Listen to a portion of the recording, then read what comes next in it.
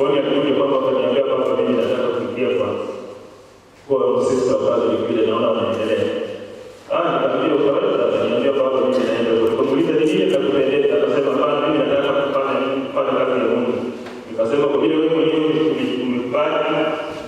umekubali kufanyia Mungu kazi, mimi sitakukataza na tena sitakutana na wewe. Niliwacha ripoti, akawa akaenda makanga pale, hapo anatoka hapo. Aliishi huko kwa kawaida ya dunia, anaenda akakuja kusikia vizuri habari hii. Na nijue kama anamruhusu watu hapa kumpenda. Wakati hayo vizuri kwa sababu ile alikuwa anakuja fulani akiwa na tatizo, alikuja siku ya kwamba kule na vizuri. Mimi nimekuwa kwa sana nimekuwa nikiandika vikao hapa darasa la hospitali. Nimeenda kwa hospitali ya Nairobi kwa siku nyingi. Ndio nyumbani kwa kinga ya Afrika. Nilikuwa nimeona kama wanaonekana au kama wanaonekana tayari akija na mimi ananiambia tu kwamba tutakuongea na utafanya nini, utapona.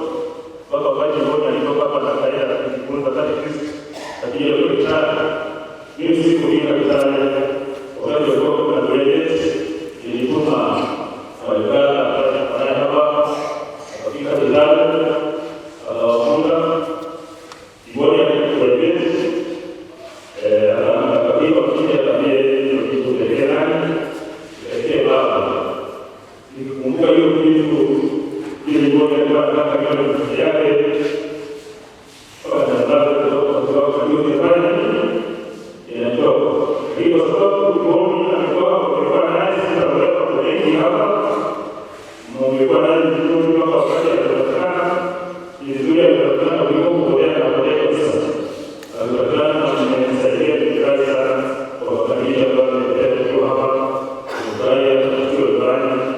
Hallelujah.